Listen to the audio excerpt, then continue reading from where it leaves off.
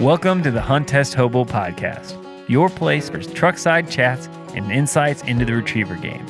Whether you're just getting started or you're a seasoned handler, this podcast is another resource for tips, tricks, and insights from both the amateurs and professional trainers' perspectives. Each week, we'll dive into the nitty-gritty of retriever training, sharing stories of success, overcoming challenges, and forging stronger bonds with our dogs. This is the Hunt Test Hobo Podcast. I'm Chris Rudd, your host, fellow retriever enthusiast, and student of the game. Let's dive in. Welcome to another episode of the Hunt Test Hobo Podcast. At least this time I did not screw it up. Because if you listened to last episode, I went into a coughing fit and Tyler made me keep it. So anyway, welcome to another episode. Hope you're all doing well. It's starting to get pretty toasty up here in the north. Had a couple days at the 85 degrees, which is for us is like, okay, the heat is here. It's coming and it's going to stay. And it looks like 98 next week. So not going to be all that fun, but it's going to be what it is. All right. Before we jump into this podcast, I want to thank our two main sponsors, Purina Pro Plan, for sponsoring this and every episode ongoing forever of the Hunt Test Hobo Podcast, as well as the Hunt Test Guide. Go out and check out those courses that Lyle and Clark have, and also sign up for their membership. They're doing awesome work. And if you're looking to figure out how to do well at the Grand, Master National, or even SRSs, go check out their daily setups in their membership area. All right. Today we have Andrew Quintana. Did I do it right? Yep. Close enough. That's what that's the like. Yeah, you know what? We're not gonna. Why don't you say your name so that it's right? Yeah, Quintana is the last name. Quintana. All Yep. right. So Andrew and I met back in the day. I say that like it was forever ago, but we met back. I don't know, must have been 3 years ago, or no, 3 years or so. Yeah, I think it would have been 4 years ago. Yep. Yeah. We met at a Grand, and he was doing PR stuff, right? You were running around doing PR stuff, is that right? Yep. Yeah. So that would have been at Bush in Missouri, and I was doing PR at the Lucky Duck Kennel site. Okay. Yep. And then I did see you again down south. You also did media stuff at Natchez, right?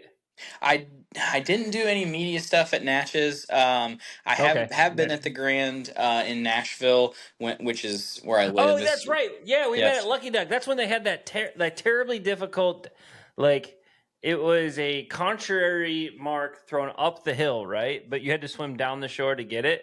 Correct. It was like that big right bird. Oh, dude, I'll never forget that bird. And Winter picked it up, but she did not do it right. I remember, like, because the go bird was the middle bird, and I sent her for the middle bird, and she ran, looked at it, and said, "I don't want that one. I want that harder bird." And she just ran all the way across the land, picked that bird up, and came back. And then I was like, "There's no way I'm going to talk her into that middle bird again." And she just went boom, bing, and then she lined the blind. And I was like super stoked because that was my first Grand ever. That was my first series ever. Was that like thing? And I remember, I think Aiken ran it last. Like it was either ran it third or fourth.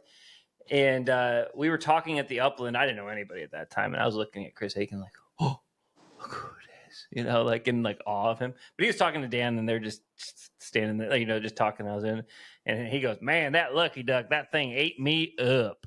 And that's all I remember. He's like, "I lost like every dog," or something like that. I remember like, "Well, I made it through." I was all excited. But then I realized it was just freaking hard, and my dog cheated that whole test. But hey, she picked it up. I don't care. Whatever.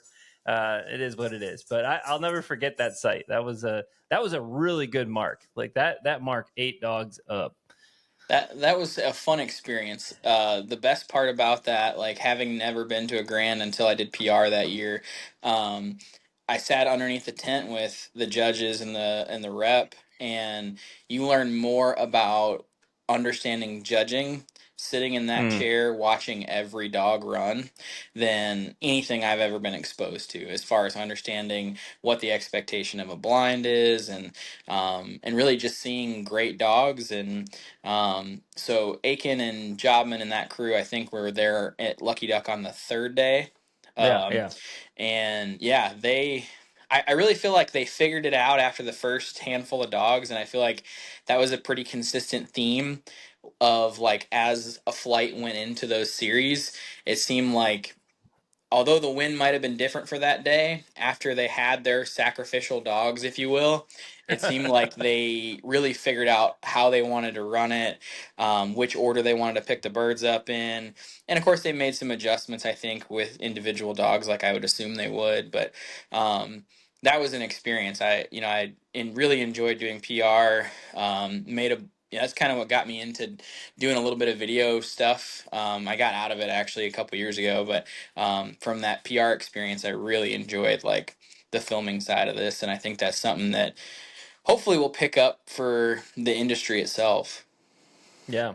So, okay, we kind of went into a little bit of a tangent there. Why don't you tell the listeners like who you are, what your job is, all that good jazz? Because honestly, I don't know. I think we've talked one time and we've chatted on Facebook and text, but Facebook Messenger a few times. But Yeah. give me your whole life story in 30 Yeah. seconds. So my name is Andrew Quintana. I live in Middle Tennessee, so just outside of Nashville. I'm originally from South Dakota, grew up in South Dakota, and got into this probably 8 years ago, 8, 9 years ago. Really just went to a pro that was in my area and just pretty much knocked on his door and said, "Hey, can I clean kennels for you in exchange for learning how to train a dog?" At the time, I had a 5-year-old dog. Um, and so just learned from him. He hadn't run any of the major events. He had an HRCH title on a couple dogs and run some master tests and things like that. But I learned a lot from him, and eventually I just got into this sport enough to where I was like, South Dakota is not the most conducive place to being able to train throughout the year. And so I moved to Tennessee 3.5 years ago.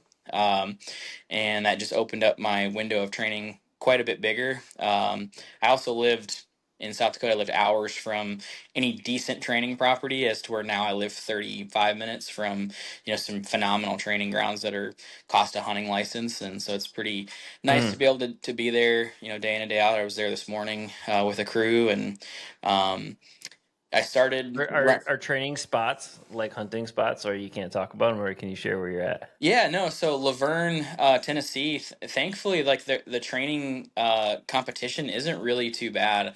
There's not really a lot of pros that use the grounds there.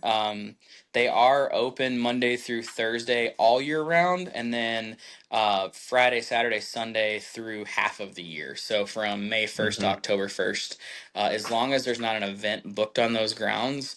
And there's not a whole lot of events that are booked on the grounds through that time period. You can go train, and so it's pretty great. There's a lot of fishing that goes on there.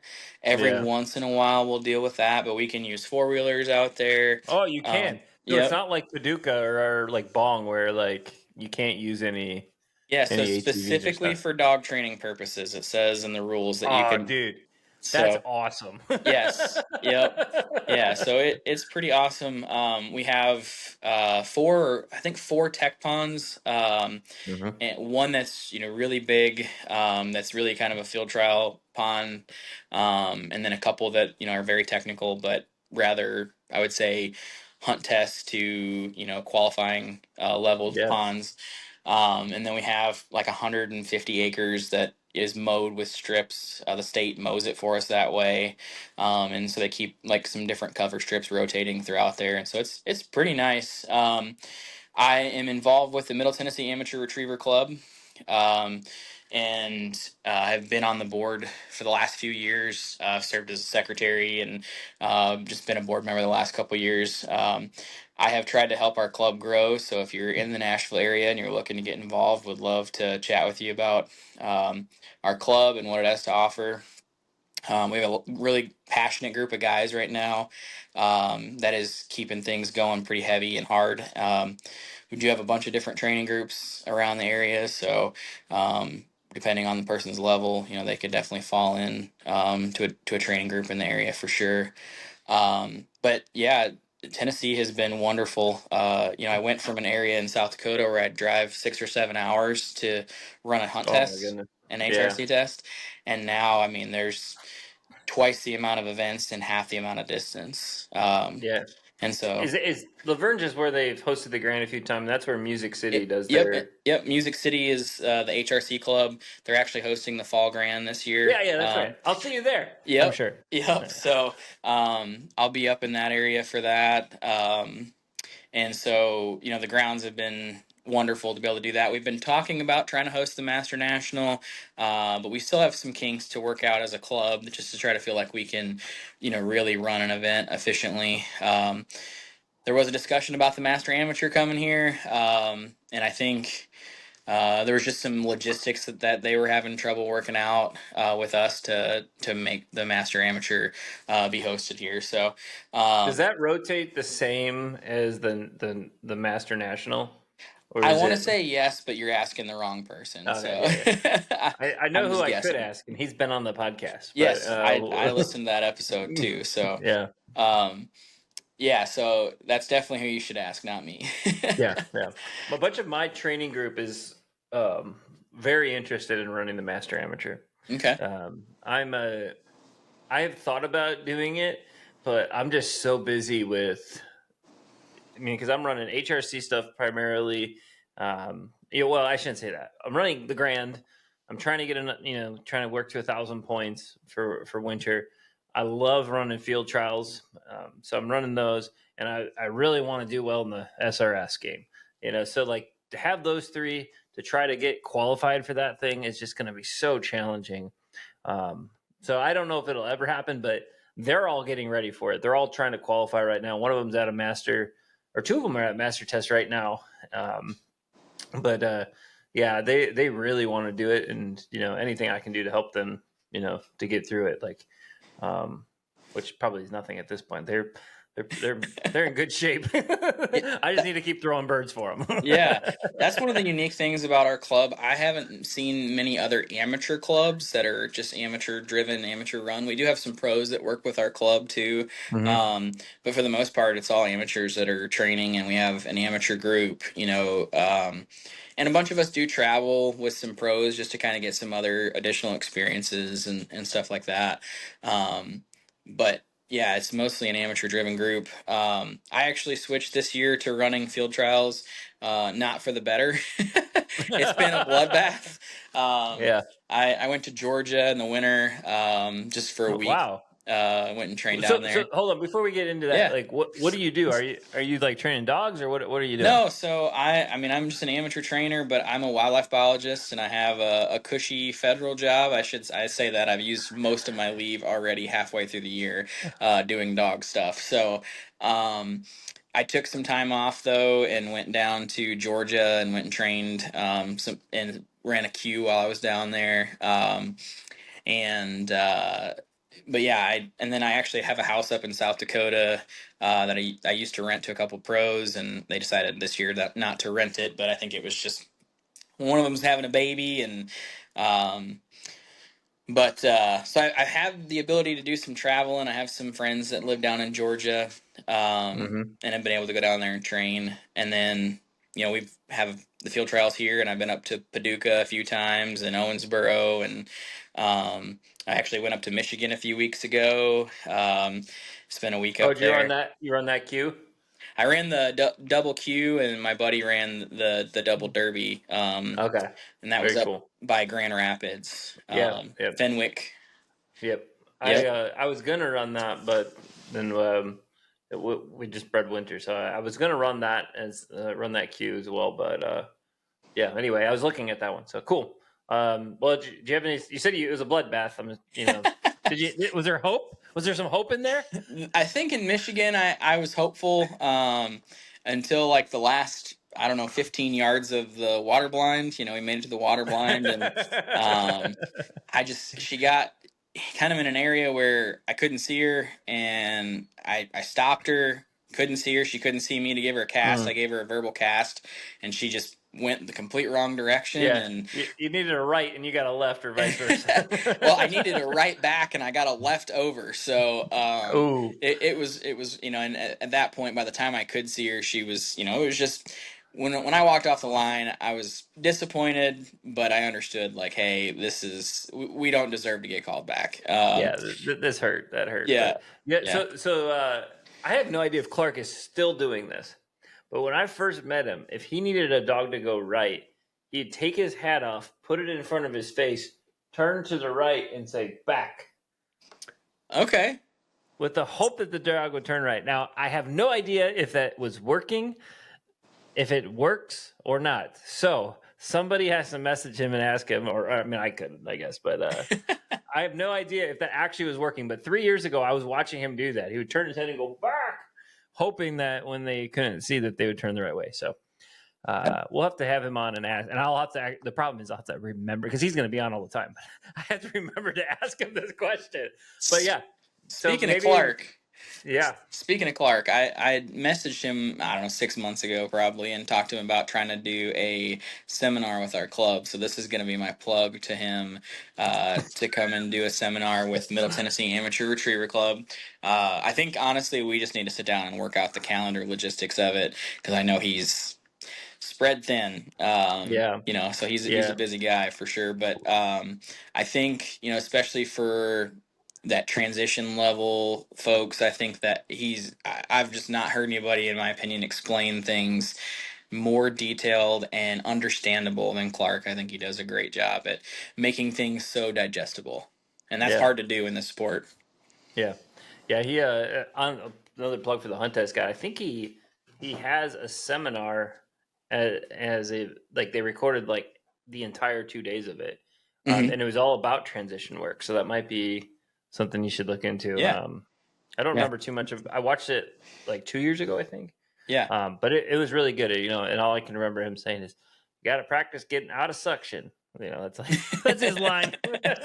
Yeah. Yeah. Oh goodness. And make sure you're doing pattern blinds. Yeah. Well, so back to the field trial game. Yes, I had kind of a bloodbath. I made it through to a few water blinds. I did not make it to a 4 series all year. And the reason I switched is because last year I had some success with it. I just finished some, you know, and I was happy to be there. And I felt like, okay, we're some long retired watermarks away from, you know, placing. I felt like that was really our crutch. And yeah, I worked on it. I felt like, of course, like anything, you just kind of get unbalanced, you know, as you really hammer on something else kind of, you know, becomes unbalanced. And so, it just depended on which trial we ran this year that just decided what was unbalanced. So, I'm going to keep hacking away at it, but, I'm like, man, it gets discouraging sometimes, but I mean, ultimately, the field trial game is not for the faint of heart. You know, there's the people that are able to go and be successful in the first weekend. Like, I wish that I could be you, but I'm gonna keep trying to be successful, even though I'm not you. So, Yeah, it's not easy, man. I mean, it's a tough game. I this morning I woke up and I went. We had the day off today for Juneteenth, and so I was like, "Well, I'm gonna go train." And so I went down and I trained with Sharon and some other field trialers that have been training together for. I think she told me that the two that were training together had been training together since before e-collars. wow. So that's a long time. Yeah. I was like, whoa. Like I knew, I mean, she's 88. Like, but I just like didn't make the connection that I'm like, wow, you're pre e-collars.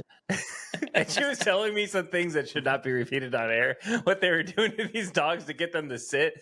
And I was like, whoa, the e-collars have helped in a lot of ways. Yeah, no, absolutely. One of the pros that, I guess he's not a pro, he's an amateur. He was a pro for a couple years and now is an amateur. Was competing at the national amateur this week. He went out in the 3rd series. John Brochek. He's been very vital to our club member amateur successes. A bunch of us have just taken time to go take trips over to East Tennessee and train with him. Percy was, I think, the second on the all-age points list last year. His dog, Percy, that he just ran in the national amateur, and so Yeah, that's been super helpful for us just to have somebody like John. I think John's late 70s, and has been training dogs for 50 plus years, you know. Yeah. And so he's got just boatloads of experience and knowledge and different stuff like that Mm. helps guys like us that need that mentoring help as well. Yeah. So I'm sure anybody like yourself or myself couldn't have our successes without the helps of, you know, pros to be a mentor with. Yeah. Oh yeah, 100%. And my point of sharing the original thing about Sharon was just like they get up, they still do that. Like they're going to a derby on Sunday and they're leaving at 1 a.m. So they like I don't understand why she doesn't just get a hotel, but I think honestly, like, because like she has her property. I know she's not poor, Right. like, but they get up at 1 a.m. and they're driving, I think, to Michigan. Oh no, Lacrosse. They're driving to Lacrosse, either Wisconsin or Minnesota. It's like right on the border there. Yeah. I can't remember what state it's in, but I they're think- doing that drive 7 hours. They're going to run the derby and then they're going to drive home. And she's 88 years old, and that's just what she does. Like, and That's amazing. I think she's got a jam with the dog so far. Like, ran like 4 or 5. Like, you just keep going. That's love to the sport for sure. Oh my goodness. She's like, and when she told me today, she's like, if I stop, well, because she's like, she has Vince, who's her bird boy that I shouldn't say, he's like older than me. He's been trained. He's thrown for 45 years or something like that. And this Okay. probably like 25 years. He literally has tattoos of marking drills on his body. Like, this guy's serious. That's like dedication. I thought I was serious about this game, and then I met Vince. That's But wild. anyway, yeah, I'm gonna have Sharon and Vince on the podcast one day just to tell some of these good stories. But anyway, they're getting up at 1 a.m. and driving to a derby, and she just told me, she's like, oh, she's buying another puppy, and she's gonna buy another dog. Like, she just keeps buying dogs, and she's like, if I stop doing this, I'll just die. Like, that's her philosophy on life. And then she's like, and she's all nervous because she's gonna have Vince do some of the basics on this job. She's like, it's on this new dog that she has, and she's like, I've trained all of my dogs for 55 years. Or 60 years, whatever it is. And she's like, this is the first time I'm giving it to somebody else just because I want him to have a dog to train. Right. And she's like, and that's what she's like, because if I stop training, I feel like I'm just going to die. I'm like, whoa, training is serious. Like, this is pretty serious. Yeah. But she's just gonna do that. That's just her life. You know, her husband passed away last year. This is what she's going to do. She's going to just train. Like, I feel like she's like she wants to like send a dog on a mark and then just fall over. And that's the end. Right. Yeah, I do feel like, you know, when folks get to that older age, they feel like that's the way they got to do it. They've got to keep going or they're going to slow down. And as soon as they slow down, they get slower and slower. So props to her for keeping after it and keeping that mentality, because that's she's probably right. That's probably going to keep her going. So yeah, she walks like, so Vince helps me in the mornings now from 7 to 8 in the mornings. Then I go home. Every day I drive off of her property and she's walking back from her 2.5 mile walk. Wow. That she does before she runs dogs. That's awesome. She's a seriously cool person. That's awesome. All right. So, hey, we're 22 minutes into this sucker, and we haven't even gotten to the actual topic of today. For those that have not been on Facebook or seen this story, it was pretty dramatic, and I don't know. I just thought it would be an awesome story to talk about on the podcast. And so I know you kind of gave like a 3-minute video that kind of like gave the overview, but I'd love for you to tell this story about, that this whole situation. So first of all, I'm a guy that says, hey, don't get trailer pics, because I feel like if you're going to take a trailer pic, you got to take pics with like ribbons or something, because all these people just buy these really nice trailers and then like, look at my office today. Just kidding. I'm just kind of poking at all the people that do that. Yeah. Like, if you have noticed, I've owned a new trailer for the last, I don't know, I bought it in like February or March or something. And there hasn't been one picture posted on it. And all my friends keep trying to capture pictures of me at the training group and acting like they're going to post it. And I'm like, and I just like jump off the trailer or run away from it. Like, I can't find it because they're going to totally set me up. Yeah. But anyway, go ahead and tell me the whole story. So how'd you get this trailer in the first place? Yeah, And what so is it? What is it? Is it like a 4-hole? Like, tell me about it. so it's a 6-hole, and it's I'm gonna say it's piecemeal, but I really have tried to do it right. So you built this trailer? Well, it's an Ainley-topper on an Okay. aluminum trailer, but the aluminum Okay. trailer is not your typical flatbed aluminum trailer. This was a dog trailer made by Canine Coach, who used to make fiberglass boxes on top of an aluminum trailer. So I took this 6-hole Ainley-topper that was meant for an 8-foot bed. I actually had a 4-hole ordered at Ainley, and found this and decided, okay, I think I'd rather have a trailer because I have a lot of miles on my truck, and I was like, maybe a trailer is the better way to go rather than having a topper. So, kind of made this thing happen, and really just tried to make sure everything I've done with it I did right and not just piecemeal together. I did say it was piecemeal, but I've tried to make sure that I hired professionals, and I actually shopped around for professionals to make sure that when I mounted this thing to it, it was done well and it was done safely. But I also wanted to make sure that if I decided one day to take the topper off and put it on a truck, I could still do that.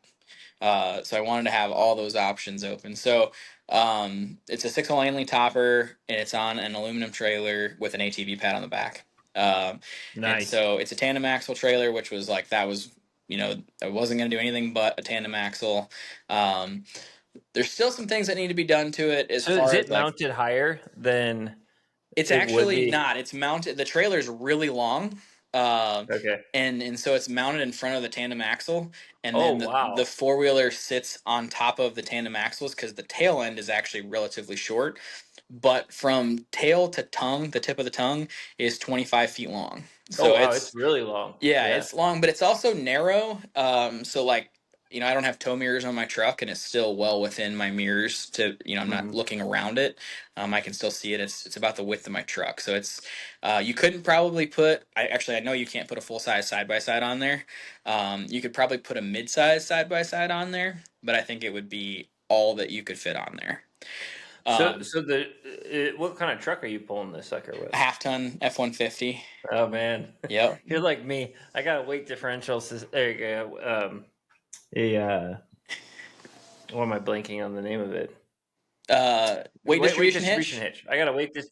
Yeah, I Yep. got one on mine because like if I don't, my ATV mounts on the front of mine, and Okay. when the ATV and it has a massive water tank. I don't fill the water tank all the way up because it sits just on the front side of the trailer axles, and I was like, dude, there's no way that with the ATV and this, my little half ton's gonna pull it. I have been looking very seriously at getting yeah, getting a 3/4 ton or a 1 ton truck Yeah. because it's getting to the point where I Thankfully, need the it. half ton's been fine. Like, I have just the little 3.5 EcoBoost, and That's what I got. it pulls really nice. Like, I've been very happy with how it pulls. The ATV being over the axle, I think it pulls better with the ATV on the trailer than it does without it.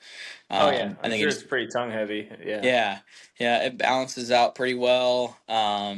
But yeah, it's been fine. Like I said, it's just been kind of a work in progress, and I started this project in November, so like, it being stolen the other day was like, I've put so much time Yeah, in. that makes the story better. It's not like you just had bought the thing and you're Yeah. just like, oh, I'm proud of my trailer, but like you've been putting like blood, sweat, and tears into this sucker. So, all right, so you just spoiled the story. I'm just kidding. Yeah. So so Yeah. yeah, you set it up. So you park this thing in your front yard and Yeah. go on. Yeah. So we live in a rural area, between two decent sized towns, um, and we live on a road that's 3 miles long. Um, and there's no side roads on it at all. It's just 3 miles long, and it's kind of, if you're on this road, it's not really a cut through road. There's not a lot of people that cut through on this road, so the traffic's not really that busy. We live towards one end of it, but when you get to the end of the road, you can turn left or right. The road doesn't continue on, and so that's pretty relevant to the story here in a second. But what happened was, and I'm just tell you, what happened for me and how this all transpired. But I was up. The dog, I have a puppy right now. She was up in the middle of the night.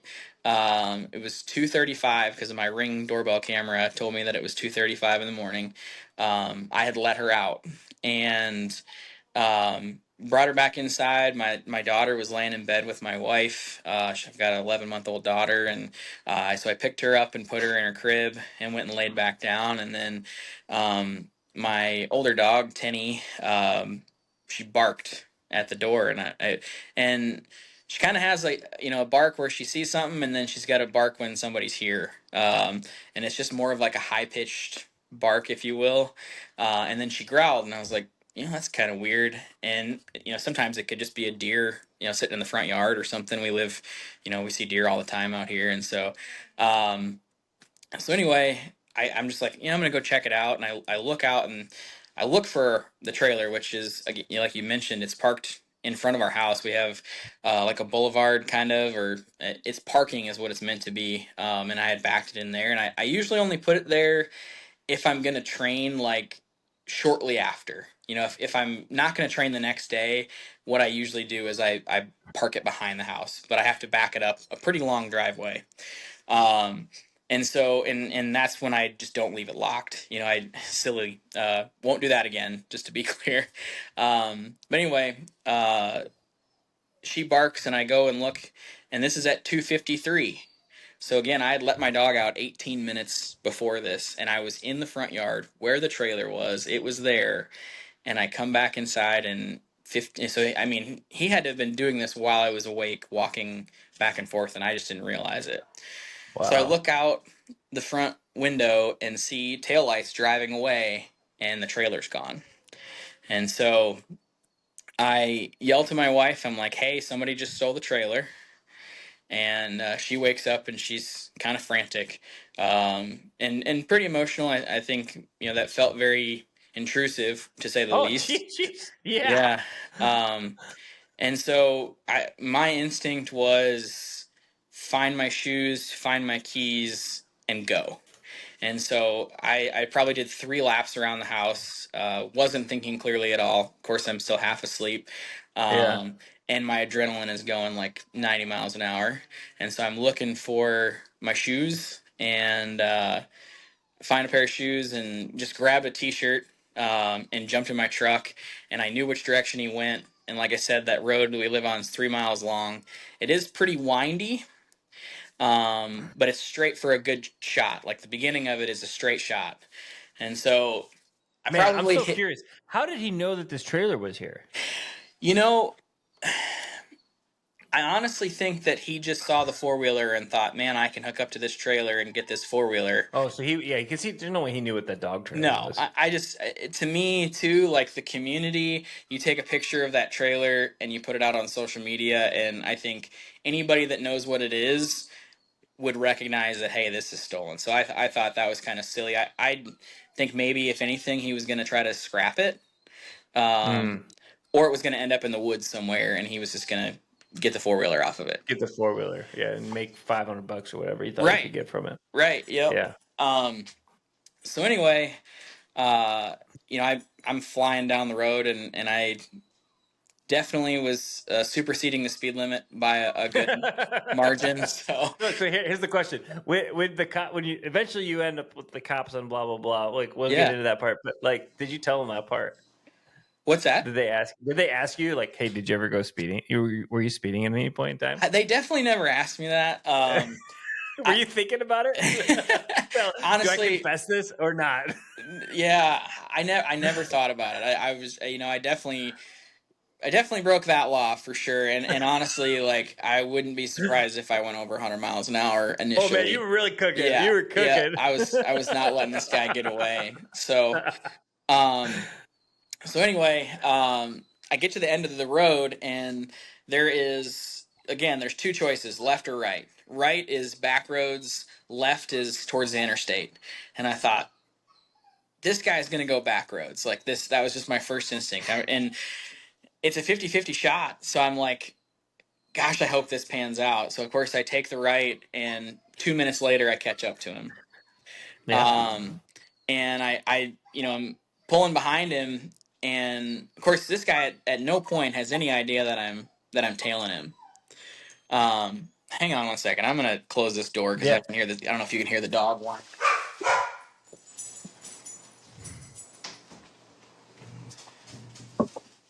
All right. Sorry about that. I could just That's hear all her right. whining. So anyway, catch up to him, and on our road, there's not really good service. And so my wife had already called 911 from the house. As soon as I catch up to him, I have phone service. And so I called 911 as well. And they're like, yeah, we already have this call. I said, yeah, that's my wife. And so I end up, just following this guy on these back roads. And there are these very windy roads. And he stops at one point at this church and gets out of his truck and comes to talk to How me. long was it before that he stopped? Probably 10 minutes. Like I'm Okay, so just, you're yeah, pretty far away from the house. Yeah, yeah. yeah. So at no point could he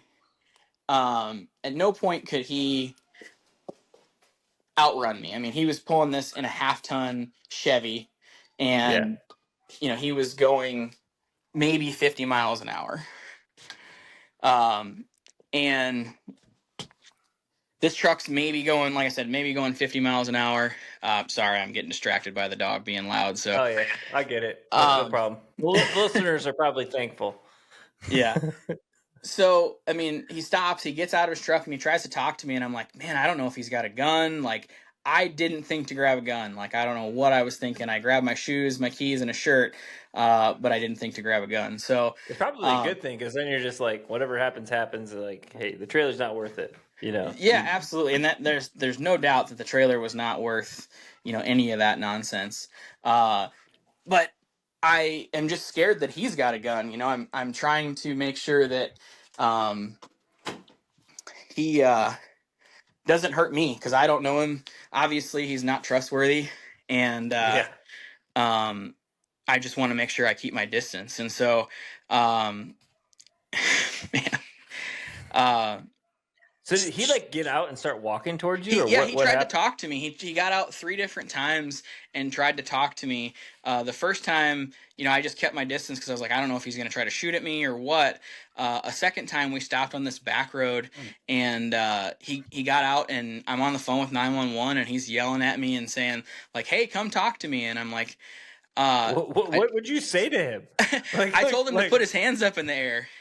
And so he does. He puts his hands up in the air. He lays down on the ground. And then I said, hey, I'm waiting for the sheriff to get here.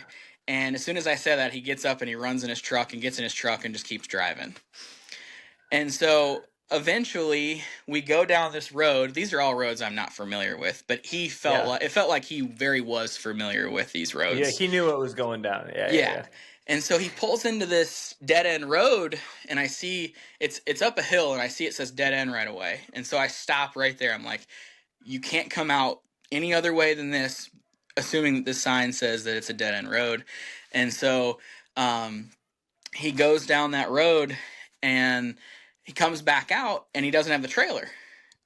And so I'm like, he just ditched the trailer. So I've got my phone pulled up and I'm watching the maps and I screenshot the road that it's on, and I'm like, I'm still going to pursue this guy. Like, I want him to go to jail. Like, at the end of the day, that to me is more important. Maybe it wasn't, but it felt like, gosh, I want this guy. You got a goal now. Yes, yeah, you got a goal I've now. put a lot of time into this. And so end up following him a little further again. He's driving this old beat up half-ton regular cab Chevy with a busted out back window. And so he ends up pulling into this abandoned farmstead. And at this point, I'm like, gosh, I don't know. At first, I don't realize that it's abandoned.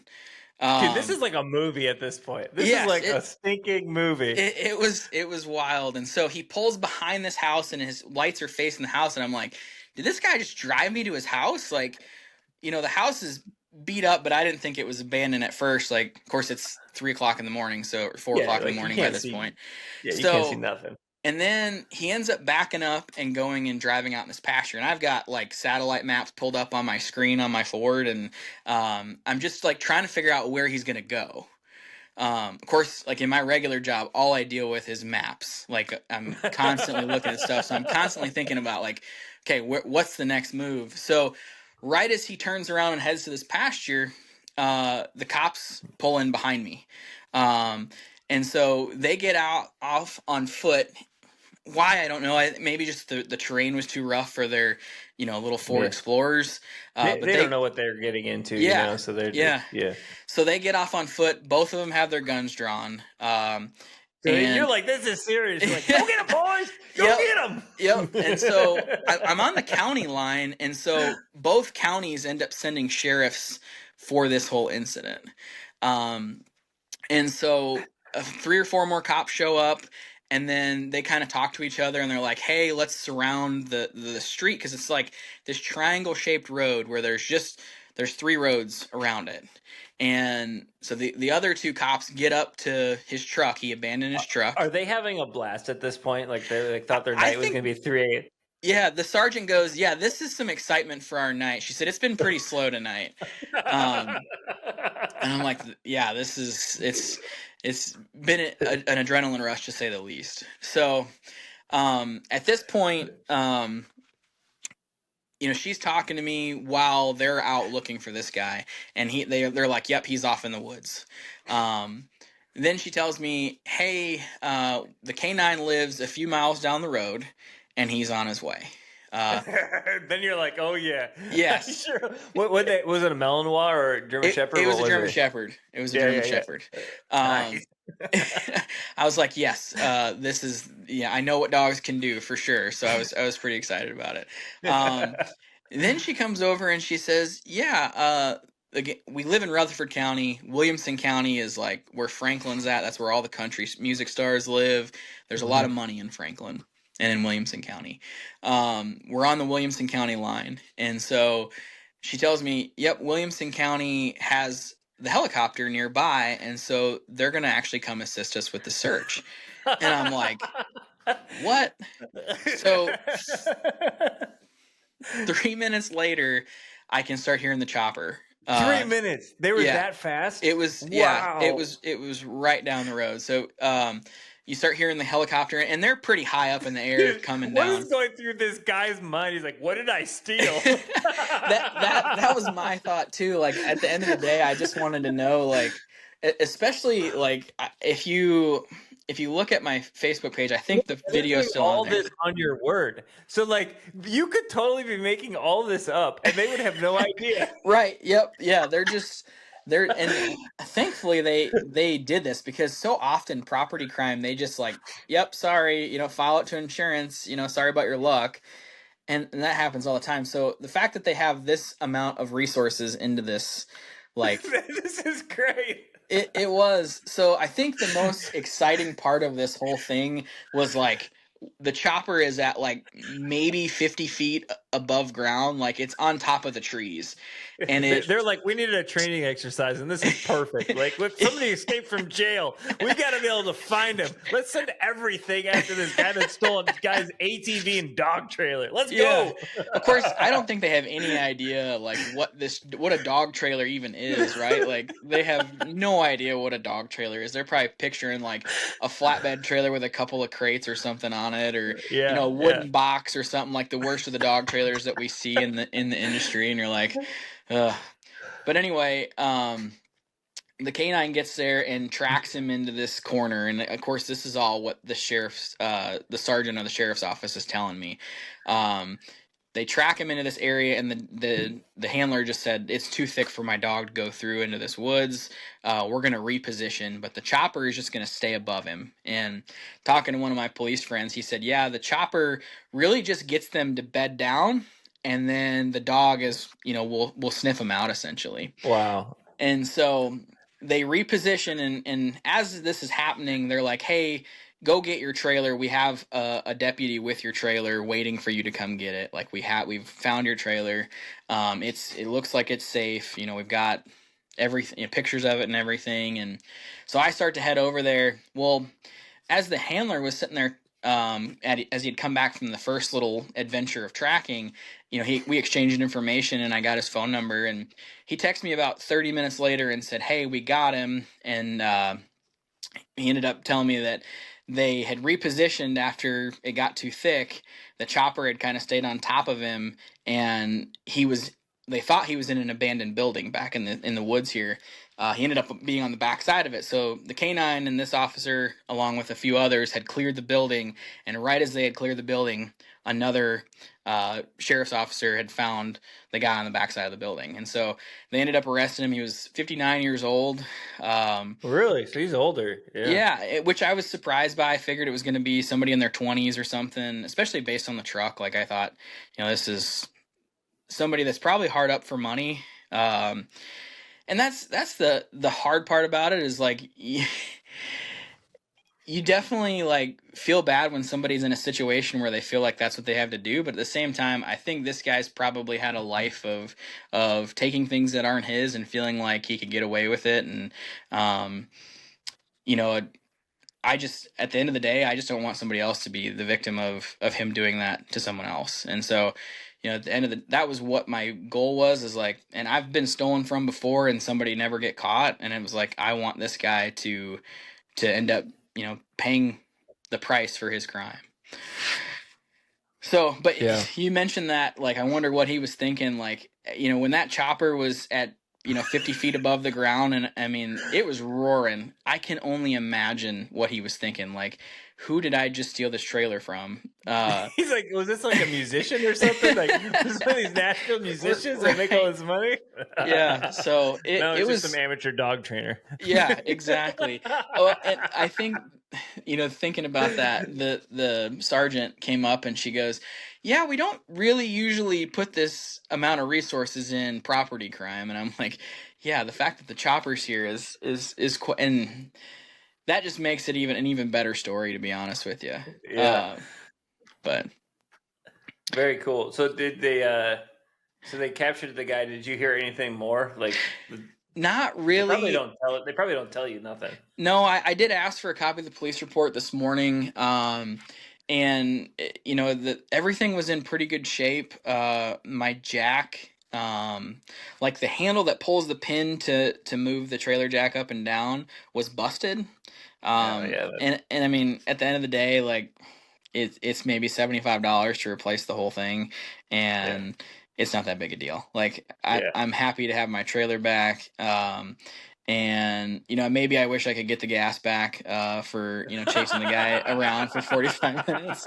And I'm a little worried my brakes maybe suffered a little heavy from all the driving really fast, having to slow down on those windy roads. But I went to my wife's work today, and everybody's like, "Can you tell us the story about your trailer?" Like they don't have a clue what this dog trailer is, but they heard the pursuit part, and they're like, "Man, that must have been exciting." I'm like, "Yeah, it was kind of dumb, the fact that I didn't bring a gun and didn't lock my trailer." So anybody that's listening, if you own a trailer, lock it up. Make sure it's in a place that nobody can easily get to it, and maybe they don't know where it's at. And then also, if you're going to pursue somebody, maybe choose to be armed. So that's crazy. This is not legal advice. Yeah. Real life advice, right? Yeah. Very cool. Wow. That is a story. Yeah. When I saw this on Facebook, I was like, oh, dude, we got to talk about this in more detail. Like, I got to know more. And I'm sure the listeners would love to hear this whole story and just nerd out over this. But yeah, man, that is that is so cool. Like that everything worked out. Did they tell you why they like allocated all these resources? Was it just like a training opportunity, or I think it was just the fact that it was like close by. I do think they didn't really say anything about why. They did say that the chopper was just close by and on his way to another call, and then we're on his way back from another call. Yeah. And so it's just a bunch of serendipitous things that just kind of lined up. Just so many things happened in our favor, really. Truthfully, had the dog not been up barking, and just to go outside, the other dog would have never been woken up. And had the other dog never been woken up, she would have never barked at the guy to see that he was taking stuff. And honestly, had those two things not happen, I would have woke up the next morning to the trailer being gone and a very boring story. Right. Yeah, boring story, and then having to fight the insurance company to make sure I get compensated for what it's worth. And I mean, we hear all these stories of people having accidents with their dog equipment or, something getting stolen, and then the insurance company is just not wanting to pay out the value of these things. So Yeah. I'm glad I didn't have to find that lesson out. And I will tell you, like, my adrenaline in the moment of like catching up to the guy initially, like, I don't know how it compares to being in the fourth series of uh of a field trial, but it's up there for sure. That's hilarious. Oh, it's kind of a toss up, to be honest with you. Oh man, you have to, when you get to the fourth series of a field trial and you win, you'll have to tell us which was better. I really hope the field trial is much better, but that, I'll tell you, it's a totally different type of adrenaline for sure. So, oh, I felt like I was bringing a knife to a gunfight. So, oh man, you're like, oh shoot, I did it. Now what do I do? yeah, exactly. And of course, they always tell you on the phone, like, don't pursue him. I'm like, yeah, throw that idea out the window. Like, I'm following this guy until I get my property back and he ends up in jail. So, Yeah, but that's a crazy story, man. Was there wow. I mean, I'm just like, I'm on an adrenaline rush. It's probably not like the fourth series of a field trial, but it's pretty good. yeah. But man, I don't even know where to go from there. Yeah, it's I wish that I could put in terms like the feelings and the emotions that go on in that whole moment. I think honestly the worst part about it was just like the next night my wife and I, lay down in bed and we go to sleep, and we both woke up in the middle of the night and we're both just like talking to each other like this just doesn't feel safe. And Safe. the night before this happened, she said like, man, I just love where we live. I just feel so safe here. And we really live, like I said, off the beaten path, and there's just not a place that people tend to come or have any reason to be here unless you live on this road. And like, we live in a very modest house, but we're surrounded by a lot of very nice property, and maybe that's what brings somebody like that over to this area. It's just that there's so many nice pieces of property. But like most of our neighbors have gates and things like that to keep people out. We just don't have that. Our house is right on the road in comparison to these other properties where they're 400 or 500 feet away from the road, before they really have any piece of property close to the road. So yeah, did your wife say like, I knew you shouldn't have got that dog trailer. It's too much value for a house. And I'm sure she talked just like that. I think she definitely probably cursed that at some point. I think now she maybe thinks I need to get a chassis mount, maybe. Or maybe this is the opportunity to convince her that I need a chassis mount. So, did you see that comment on that Facebook post? No, I didn't see it. My buddy said, this was just all a setup. You just hired somebody to come steal your dog trailer so you can convince your wife that you need a chassis mount. So. That's funny. That is hilarious. Oh, so. Yeah. So this is a topper. This wasn't a chassis mount. No. This was a topper, an 8-hole topper meant for an 8-foot, or 6-hole topper meant for an 8-foot bed. There's just mounted on a trailer. So I'll send you a picture of it, but I probably would ask that you not post the picture of it online. I'm a little paranoid. On edge about it, I guess you could say. Yeah. So my trailer is a chassis mount that they built a trailer for. Okay. With an ATV band, and that's for some reason that's what I was envisioning. But now it makes sense how you got away with the tandem axle. I was trying to figure that out how you pulled that off. So makes a lot more sense now in my mind. And the listeners right now are probably like, Chris, you're a flipping idiot. He said that. But anyhow, well, is there anything else you'd love to chat about? We got like 8 more minutes that we could chat about. I try to hit about 45 minutes to an hour. Tell me about who you plan on having on next. I told you at the beginning I was thinking like I'd love to hear where you see this going for yourself, and do you plan to like do more episodes, fewer episodes, or you feel overwhelmed with where everything's at? You feel pretty good about it? That's a lot of questions. Yeah, that's a lot. So my goal is to do a weekly episode until hunting season. Like that is what I will try to do every season. So we're in the middle of June. I feel like we're somewhere in the halfway mark. I can't do math, but I think I started back up in late February, early March or something like that. Okay. So yeah, I really want to do a water series. So if anybody can get me in contact, I have messaged through Facebook and YouTube and all the ways, email, because I used to communicate with his wife. I really want to get Bill Hillman on because I have an idea for a water series I really want to do. I want to start with how you do basics of water, like really in-depth discussion on basics. Then I want to have Hillman on because he has some really solid water drills that he does, that I want to have him on. Then I want to have Pat Burns on to talk about his water. I want to get Durance on to talk about what he does in water, because all those folks have done something in their online content to influence me in how I've approached dog training. And rather than me just kind of like trying to spew it out, I'd love to get them all on there. So if you're a listener and you have a direct connection to Bill Hillman, let me know. I've met Bill a few times at field trials. I've talked to him a bunch. I literally just don't have any way to like pick up a phone and call him. So if anybody listening has that, message me and let's do it. Or even Mary Tatum, because I know that they're close and I could get to that way. So, or any additional leads to do that. So I would love to do that series. I think that would be a really solid series. And I know I've talked with Pat. I know I could get that all lined up, but my missing link is Mr. Hillman. So I'd love to have Bill on. That'd be awesome. I think that'll be a great episode, and I hope you can make those connections happen for sure.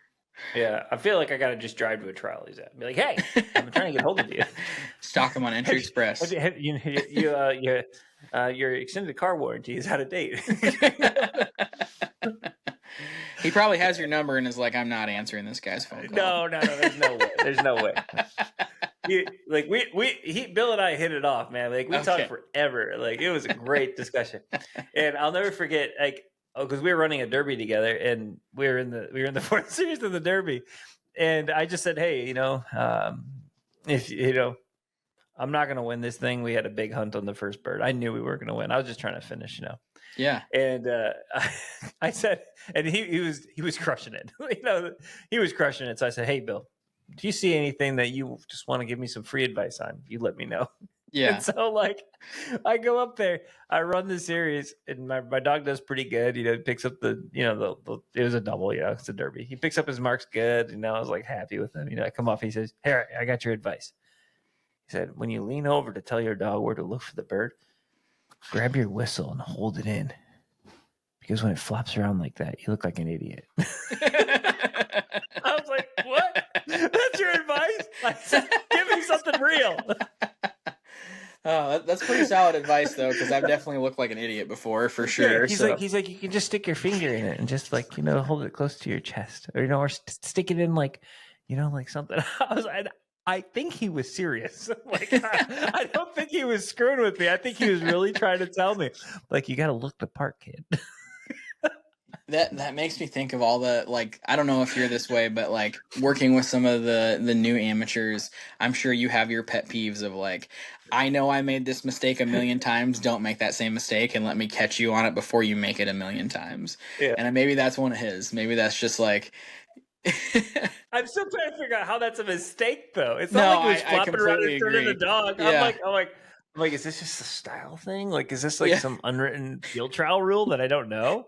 He's probably got a very specific length on his whistle lead, and he like naturally he can just grab. I don't know. That's what he told me. I was like, what? And I'll never forget the marshal, who I won't name, but she's a great person. Comes up, she said, was he giving you advice? Because it's like bad juju for somebody to give you advice, like at a field trial. And I was like, but I asked. She's like, oh, okay, because like that's not okay here. I was like, okay. But anyway. Oh, yeah, that's great. Great. Yeah. Well, that's where the podcast is going. So okay. We'll just keep doing it. We'll take a little break during hunting season because I think everything should have a season. Do you hunt pretty hard, like during the hunting season? Like, oh yeah. Okay. Oh yeah. Well, I switched jobs this last year. Okay. And I still got to hunt quite a bit, but I used to hunt like probably 60 days a year. Okay. So That's pretty and intense. now that's split over. I go up to the UP and I do early season. So, I'll probably Okay. have like 10 days Okay. in that. And then we have a 90-day goose season. Okay. So, What's the limit of geese there? 3. Okay. Okay. Do you have So, pretty good success? Like, I mean, is it your goal to shoot limits, or do you just enjoy getting out? I think I have like a 2.8 bird average. Okay. So there's definitely days that we don't kill our birds, but we are in the goose capital of the world, and I don't, of greater Canada is like the normal Canada, not cacklers and stuff like. Right. If I shoot like 2 or 3 cacklers a year, I'm like excited. Yeah, that's awesome. That's awesome. We really do pound the geese. Like we get quite a. I mean, I hunt 90% fields. Okay. My parents live off of one of a decent river here. Okay. That I hunt, but there's years that we hunt it and we'll shoot like 9 or 10 mallards off of it and Okay. a couple geese, but like it's so hit or miss. Like there'll be times where, like last year, we had 3 groups in one hunt of like 30 to 40 mallards.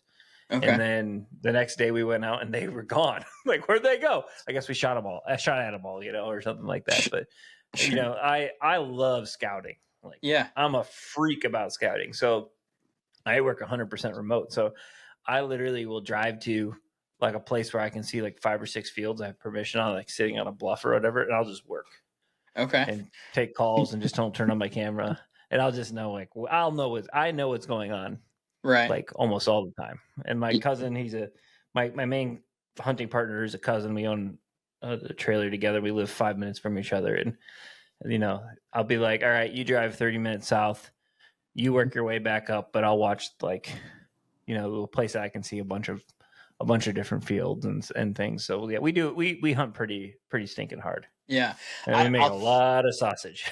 A lot of sausage. When I lived in South Dakota, I hunted real hard. I had a couple years right before I moved to Tennessee that I was hunting very hard. In fact, the house that I have up there still, it's a great place to go for waterfowl hunting.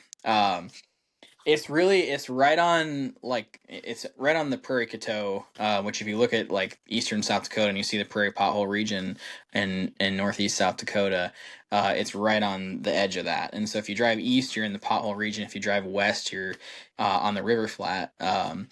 And there's phenomenal pheasant hunting there, phenomenal waterfowl hunting. And there's a group of families that I have good relationships with that, when my family goes up there to hunt, they, can do pretty much whatever they want on, we have one family that they have about 5,000 acres. Another family has about that. Ooh. So we have, a large amount of land. The one guy has a lot of small grain, so early season goose up there tends to be pretty good on his place because there's just not a lot of small grains around in general. And so we've had a lot of success with that. Some phenomenal goose hunts. But most everything up there is like resident geese. There's not, like in the early season, you're hunting all resident geese. And you hit the migrators like probably the beginning of November. Wow. And so do they get stale quick with being local like that? Honestly, October, I pretty much just don't hunt geese in the month of October unless the weather gets because you're getting pushes of ducks at that point, right? Yeah. Yep. The duck hunting, the beginning of October to the end of October is just phenomenal. Yeah. That being said, like when people ask me, like, are we going to hunt ducks or geese? I'm like, the answer is I don't know. I'm going to go scout. Yeah, whatever you find. I'm going to find the best field that we feel like is the best opportunity to be successful, and that's where we're going to hunt. Now, I will always kind of, caution myself when the geese are like when it's the end of maybe middle to end of October and the geese just feel like they're being stale. Like I just get burned so many times in those situations that like if I have the choice of a good mallard field or even water where we have a loaf or something, I'll choose that over like a massive relatively, feed or something. yeah, like if I find a good goose feed, like I think I'll probably, and I know that I can hit these ducks, I feel like I'm going to be way more successful and way happier that I chose the duck route. Um, than the geese route, just because I've just ran into so many situations where they end up being stale. Yeah. Yeah, So, we get two pushes of birds. Like, and almost all of our birds are from um, the Pewanuck, South Hudson Bay area. okay. So ours are almost all migrators. Like we do have, like I shot one band this year that was a local bird, but most of the bands that we shoot, I think that's the first local goose band I've ever actually seen. That I was on a hunt, and I've probably been on. I I got to be getting close to 50 to 70 band hunts, or Okay. hunts that we've shot bands. And Yeah. buddy uh, did a hunt, and it was just two guys, and they just had so many birds on top of them. They shot two guys. I think they shot 5 bands of their 6. That's awesome. Like, Were they local? no, none of these are local. These are Wow. all from like Pewanuck, like Yeah. South Hudson Bay area. When I did a hunt last year, and actually with a buddy in my training group, he runs a Chessie Nick, and we killed 7 bands. It was one family group from Pewanuck. Wow. And it was like an Oprah episode. Like, You get a band, you get a band. we shot and we killed 5 birds, and the remaining family group flew away, and then they turned and they came back, and so we dropped 2 more out of that group. And then Nick and I both have HRCH dogs. Yeah. I was running Rex, my deaf dog, and I pick up a bird. I said, "It's a band," and he comes back and he looks at me, and he says, "It's banded," and I looked up, and then we had a cripple walking. I said, "That cripple's banded," and then we knew. We knew every bird was banded. Yeah. And so we picked up, and there was maybe was it? I gotta look up. There's an article in a magazine, Waterfowl magazine. I can't remember which magazine it was. My buddy who was on the hunt submitted it, and they did a whole article on the hunt. It was either 7 or 9 bands. I can't remember. I want to say 7, just so that I'm pessimistic. I guess I don't know. Yeah. But you know what? It had to be 7 bands, because we had 5 guys on the hunt, and we drew for 2 bands. There was a black band, and then the rest were silver. And so the parents, we killed one of the parents, and then all of the other ones are kids, because there's one band that was from like 3 years before. Dude, that's awesome. I have a pretty interesting banding story. So, gosh, this would have been 4 or 5 years ago. It was early season. I had shot a Drake mallard that was banded, and See, really, I've never been on a duck band shoot. Never seen a duck band killed. All geese. Everything's geese.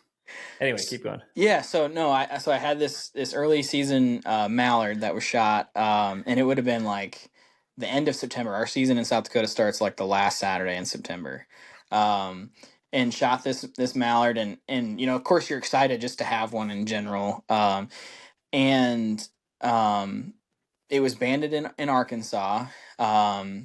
By Osborne Labs, which I follow them on social media too. So wow, that's cool.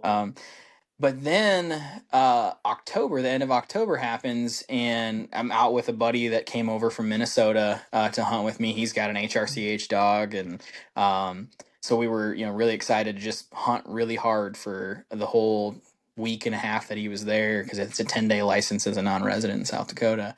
And so we're at the second weekend of his hunt that he's here for, and it was 3 of us, and both my buddy and I had a birthday the same day, and it was our birthday. We're hunting on our birthday, and this I want to say it was a hen. I'm pretty sure it was a hen. So this hen comes in, and we both end up shooting. And honestly, like, I'm kind of one of those people that doesn't love to shoot hens, but it was a single, and I was just like, okay, we're not having the greatest hunt, so I'm gonna just take this bird anyway. And both him and I shot at the same time. It ends up being banded. So both of us had shot bands that year, so neither of us felt like, okay, we got to give it to the other person, because both of us had already had banded birds shot that year. So we end up drawing for it, and I end up reporting the band.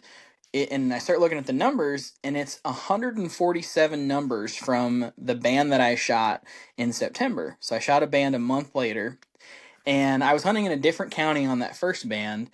And then I start looking at where these birds were banded by the same guy, same Osborne Labs, in Arkansas. They were banded less than 20 miles apart, and they were shot in South Dakota less than 20 miles Less than apart. 20 miles apart. That's So crazy.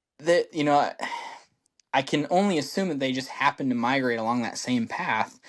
But again, the fact that they're like the numbers are so close, I have it on my lanyard to where I can put the numbers right next to each other, and you can actually show somebody that they're like that. But I've always just thought that was fascinating that, you know, they were banded like 10 days apart, I want to say, like, and then killed a month apart the following hunting season. Man, that's a cool story. Yeah, so that is a cool story. I wish I remembered the exact amount of miles that they had migrated, because I think that'd be an interesting fact for that. But I'll have to pull. It's the pretty bands far. together. I mean, yeah, Arkansas to South Dakota is pretty stinking. Yeah, far. it's not like it's just down the road.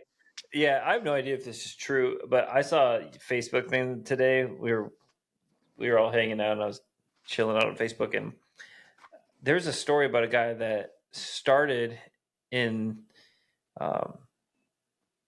what's Marquette? No, I can't remember, but it was the UP. It was like 30 minutes from where our property is in the UP, and he kayaked or canoed all the way to New York, down the eastern coast, around Florida, and then he's starting his kayaking journey back. That's crazy. I'm like, first of all, I was like, what do you eat? Like, what's possible? Like, what do you eat on that trip? Like, that was my first. And like, he must have a support vehicle that's just driving with him. He's got to have something that's going and getting him Taco Bell or something. Yeah, you know? That's insane. I don't know how people do cool things like that. Yeah, you know, they're just like, yeah, I'm gonna go do that. So you're just like, I'm gonna chase this guy down and run him over with my truck, stealing my dog trailer. But, I wish I would have, set the trip meter on that to figure out how many miles I had actually drove on the back roads. We were 8 miles what road you ended up taking? 8 miles. Yeah, I guess I do have a pretty good idea. There was a couple I was like, I'm not familiar with, and then just two, like, we really stayed in the same area the whole time. Like, we're really just going back and forth, zigzagging up on all these country roads. But like, when I put the GPS in to go home from where I picked up the trailer, like, I was 8 minutes from home.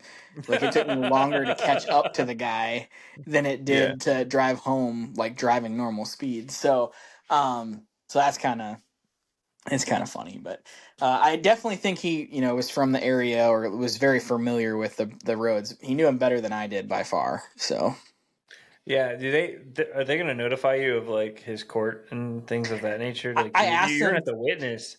I'm sure, right? I asked them too. So I'm like, if they tell me I'm going to be there, like, I'm going to show up for all that stuff and hopefully get to have a witness statement and just emphasize, how violated we feel, just to have something taken out of your yard like that. So, man, he's gonna have a rough time for it. Yeah. Well, good for you that this all turned out in a good way. So yeah, I guess are you gonna?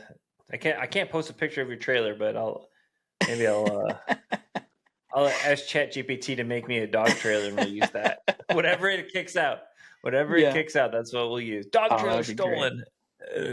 Some crappy image. I can't wait to see it. ChatGPT never fails. It's always throwing some interesting things. Perfect. It's always perfect. Yeah. That's exactly right.